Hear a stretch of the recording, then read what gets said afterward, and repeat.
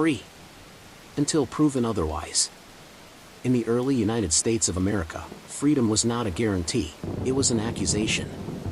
For thousands of black men, women, and children, freedom could be taken without warning on a street corner, in a courtroom, or in the middle of the night. They were not criminals, not fugitives, not enslaved, they were free, and yet, they vanished. History teaches us about the Underground Railroad, the secret routes north to freedom. But rarely does it teach us about the roads that run south. The roads that carried free people back into chains.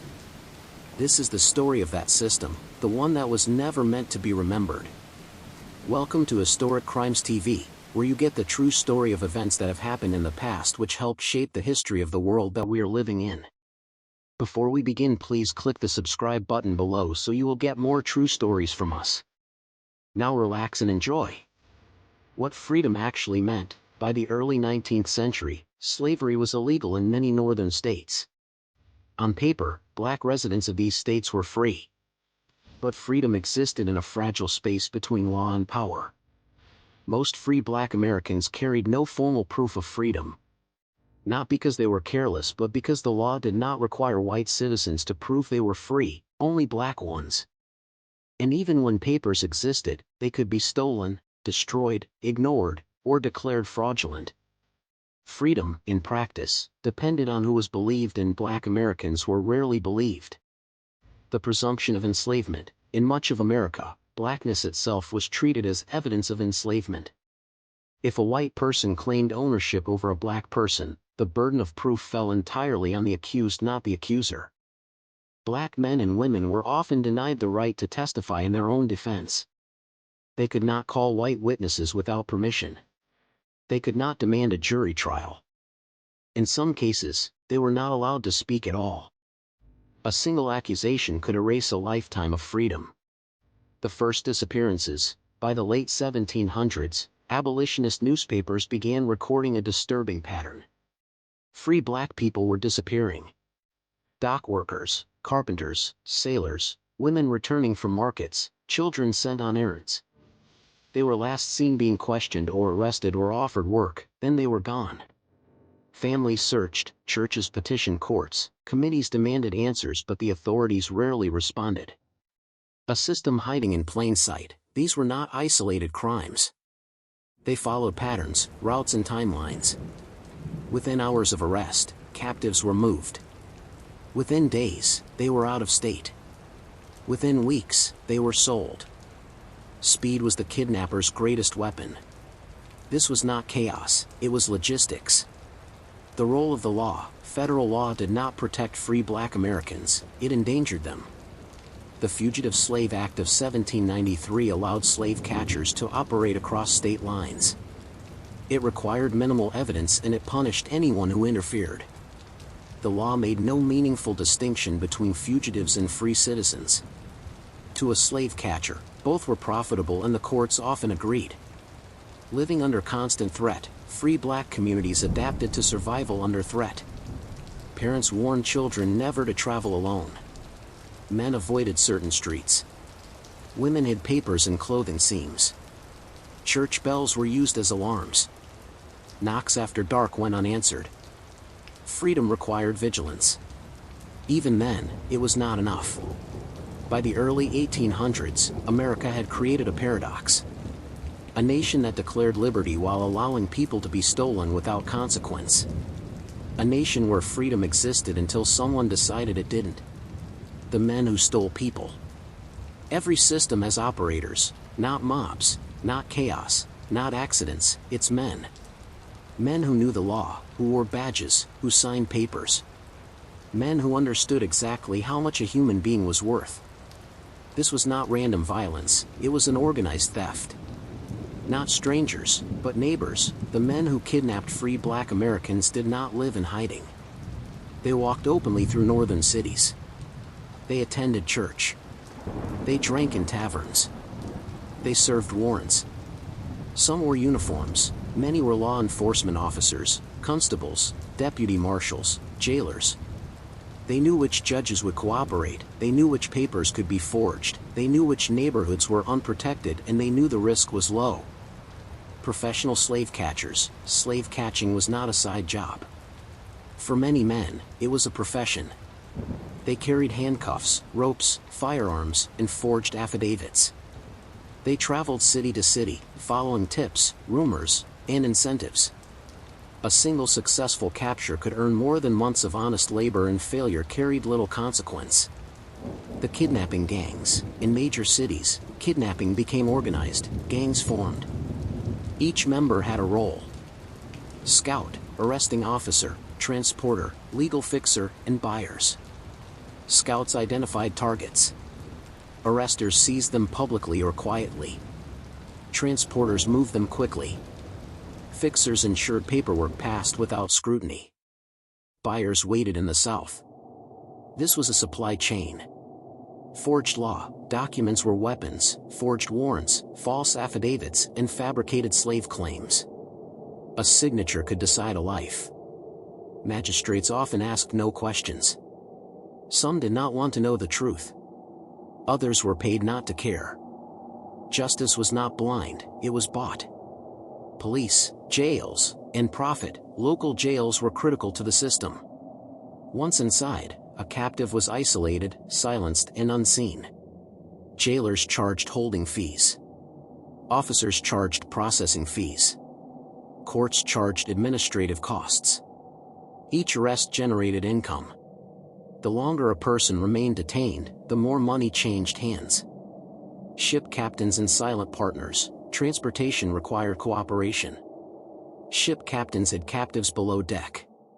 Crews were paid to look away. Manifests were falsified. Free black sailors were especially vulnerable. They boarded ships legally, they were unloaded as cargo. The sea erased witnesses. When the system failed, occasionally, kidnappers miscalculated. A witness intervened. A community mobilized. A prisoner escaped. When exposure threatened profits, violence followed. Beatings, intimidation, and murder. The message was clear. Silence kept everyone safe except the kidnapped. These men were not anomalies. They were the gears of a machine.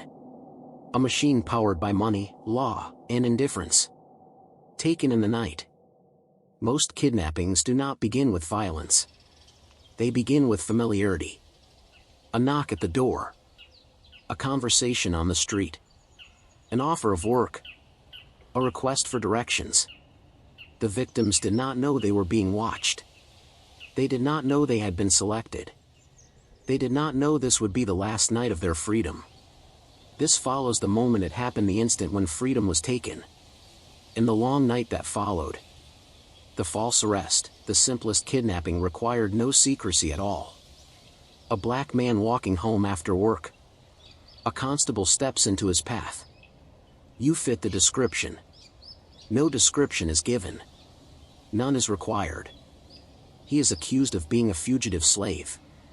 He is told the matter will be resolved quickly. He is told not to resist. Witnesses watch. Some look away. Others assume the arrest is lawful. Within minutes, the man is gone. He is brought before a magistrate, often the same night.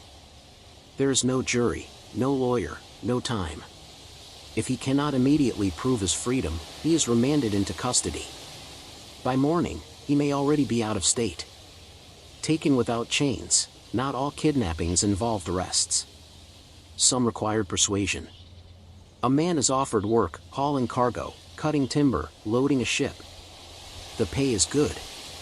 The work is temporary. The offer seems safe. The drink is stronger than expected, laudanum, alcohol, opium. The victim grows dizzy. The room tilts. The night disappears. He wakes in darkness, unable to move. The air smells of wood and salt. He is already at sea. Children taken first. Children were the easiest targets. They asked fewer questions. They could not fight back. They were less likely to be believed. A child sent on an errand does not return. A girl walking home from school vanishes. A boy is offered candy, or a ride, or help. Some were taken from doorsteps and others from crowded streets. By the time parents realized something was wrong, their children were already gone. Many never saw them again. The night raid, the most terrifying kidnappings, happened after dark. Armed men arrived without warning. They forced doors open. They moved quickly. Fathers were restrained first, mothers were threatened, and children were seized. Neighbors who intervened were beaten back. Anyone who shouted was silenced. Entire families could vanish in a single night. By dawn, the house was empty, as if no one had ever lived there. The holding places. After capture, victims were hidden in basements, warehouses, jails, private slave pens. They were chained, fed little, and denied contact. Some begged guards to send word to their families. Others recited the names of witnesses, hoping someone would listen, but most guards did not. Every hour increased the kidnappers' odds. Every delay increased the victims' despair. The moment of realization, there was a moment different for every victim when hope collapsed. A landmark passed on the road south. A ship docked in unfamiliar waters. An accent changed. A law changed. They realized no one was coming. That whatever they had been before, free worker, parent, child, no longer mattered. They had become property. Kidnapping did not require chaos. It required an opportunity. It did not rely on secrecy. It relied on disbelief, and it did not end with capture. It began there. The road back to chains. Kidnapping was only the beginning. What followed was distance, miles, borders, rivers, and states. Every step taken south made rescue less likely, memory fainter, and freedom easier to deny. Speed as a weapon. Once a person was seized, time became the kidnapper's enemy. Speed was everything. Within hours, captives were moved from city jails to private holding sites. Within a day, they were pushed beyond local jurisdictions. Within a week, they crossed state lines. Every mile reduced the chance of intervention. Every border weakened legal challenges. The distance was not accidental. It was a strategy. The coffles, overland transport, relied on coffles. Groups of captives were shackled together, iron collars at the neck, chains at the wrists and ankles. They were marched south on foot. Men, women, and children walked hundreds of miles. They slept outdoors or in locked sheds. They ate little, they were watched constantly, and armed guards rode alongside. Anyone who stumbled was pulled upright. Anyone who resisted was punished. The march was not just transportation, it was controlled. What coffles erased, the journey erased more than location. It erased language as accents changed. It erased memory as familiar landmarks disappeared. It erased witnesses as no one knew the captives' names. By the time the coffle reached the deep south, the victims were strangers in a strange land. Their stories no longer traveled with them.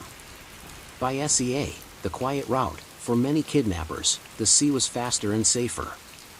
Captives were hidden below deck. Manifests were altered. Ports were bypassed. Ships departed from northern cities and reappeared hundreds of miles away. No roads, no towns, no witnesses.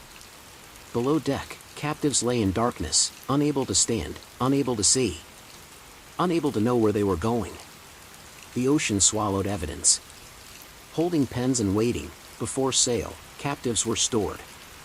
Private pens near markets held dozens at a time. Men and women were separated. Children were isolated. Some still believed they could prove their freedom. They repeated their names, their birthplaces, their parents' names, but no one was listening. The longer they waited, the more the lie hardened into truth. The final crossing, once inside the slave states, everything changed. Local laws no longer recognized freedom claims from the north. Witnesses were unreachable, the courts were hostile.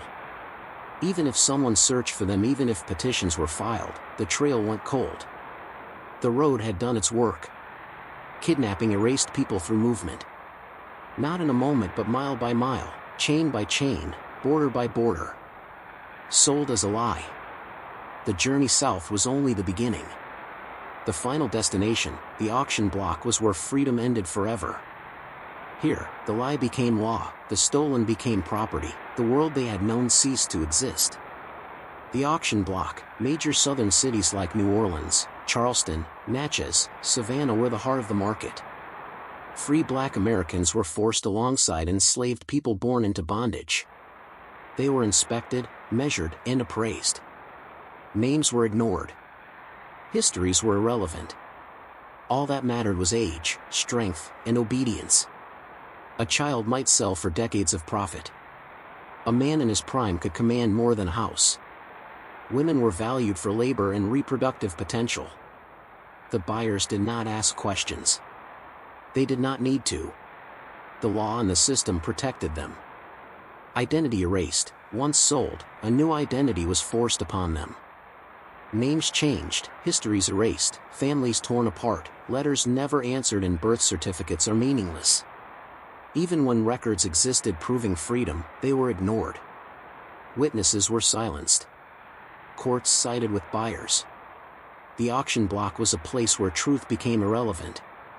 Where life experience was irrelevant. Where freedom could be bought and sold. Punishment for claiming freedom, those who dared to claim freedom faced punishment. Resistance was met with violence. A man claiming he had been free in the North could be whipped. A woman asserting she was a free citizen could be shackled. Children who cried for their parents could be restrained. The message was clear, claiming freedom was not allowed. Denial of liberty was permanent. Obedience was the only survival. Families shattered, families were the first to be destroyed. Parents sold separately from children. Siblings split apart and spouses divided. Many would spend decades searching in vain. Letters sent were intercepted. Names were lost to ledgers. The very record of their existence vanished. Every auction was not just a sale, it was a rupture of life itself. The market as a system, the markets were the endpoint of a nationwide system. Northern kidnappers, Southern buyers, corrupt officials, bribes and forged documents. Each part worked in harmony to ensure captives could not escape, claims of freedom were ignored, profit flowed uninterrupted. It was not chaos. It was business. Human beings as inventory. Here, the stolen became property, freedom was nothing but a memory, lives were rewritten as lies. Stolen children. The most vulnerable were the most profitable, children.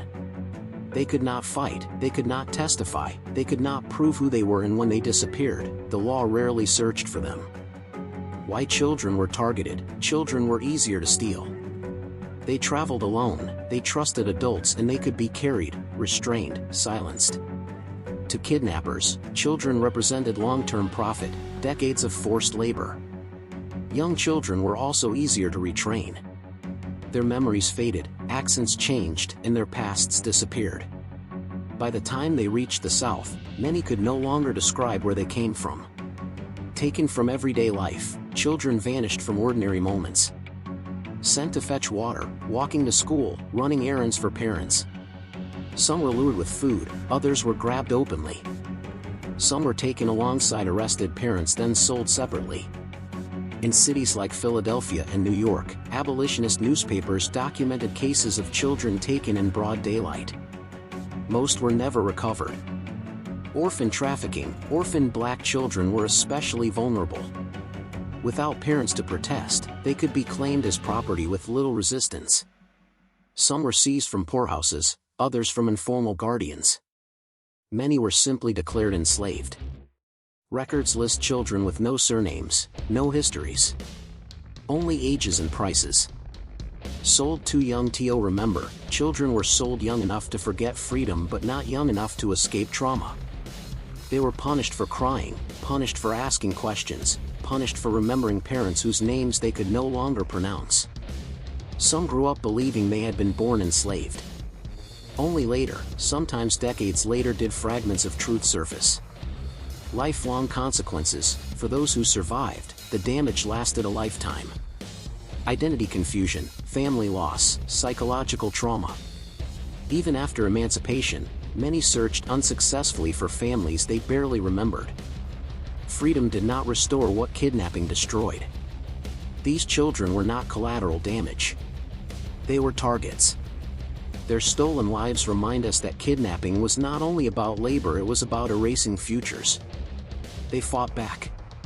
For decades, the kidnapped vanished, families searched, communities prayed, letters were sent, petitions filed, and yet, for every person who disappeared, there were those who refused to remain silent. This is the story of resistance, of courage, of the men, women, and children who fought back against the system designed to erase them. Vigilance committees. In northern cities, black communities formed vigilance committees. They patrolled the streets, they monitored docks, they documented kidnappings, and they hid fugitives. Churches became safe havens, private homes became temporary refuges, and neighborhoods communicated through coded signals. These committees did more than protect, they resisted the law itself, risking arrest, fines, and violence. Legal and public challenge. Resistance was also public. Abolitionist newspapers published names of kidnapped free people. They documented forged documents. They exposed corrupt officials. Legal interventions occasionally succeeded, some magistrates ruled in favor of freedom. Commissions were challenged and communities rallied to provide legal counsel. Even when the law sided with kidnappers, public exposure increased risk and reduced impunity. Armed rescues. In some cases, force became necessary, jails were stormed, coffles were intercepted, and ship captains were threatened to release captives. These rescues were dangerous, participants risked imprisonment, injury, or death. But lives were saved and some families were reunited. The courage of a few reversed the fate of many. Famous rescues. Some rescues became legendary. The Jerry Rescue, 1851, Syracuse, New York. Citizens freed a captured man from federal custody, defying the Fugitive Slave Act. Christiana Resistance, Pennsylvania, 1851. A community protected escaped slaves and fought off armed slave catchers. Countless other rescues were undocumented, ordinary people acting in extraordinary ways. Named in court. Most victims were erased, but some left records such as court transcripts, petitions, affidavits, and newspaper accounts. The paper trail. Abolitionists understood something critical. If the victims were not named, they would be forgotten. They collected testimony, they preserved affidavits, they printed names in newspapers. These records are fragments, but together, they reveal a system functioning exactly as designed. Solomon Northup. In 1841, Solomon Northup, a free black man from New York, was drugged, kidnapped, and sold into slavery. Unlike most victims, he survived long enough to reclaim his identity.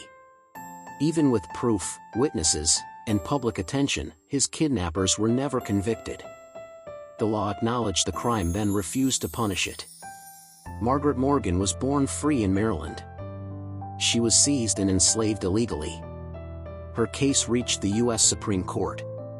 The court ruled not on her freedom but on federal authority.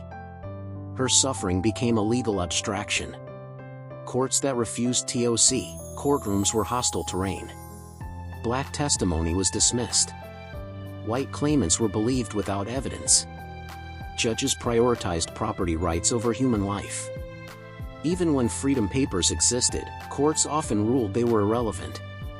Justice was procedural, not moral. Why documentation wasn't enough? Documentation could expose the crime, but it could not dismantle the system. The law was built to protect slavery, not freedom. For every case preserved in records, dozens vanished without trace. These names survived because someone wrote them down. But remembrance is not justice. The records tell us what America allowed and what it chose to ignore. Thousands were stolen. Most were never named. This history remains unfinished. The cost of resistance. Resistance was not without cost. Vigilance committee members were arrested.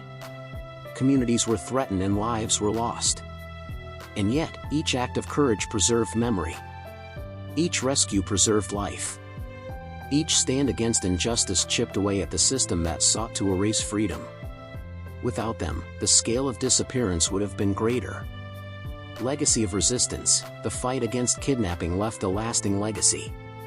It inspired the broader abolitionist movement, informed legal challenges, and it demonstrated that courage, organization, and community could defy even the most entrenched systems of oppression.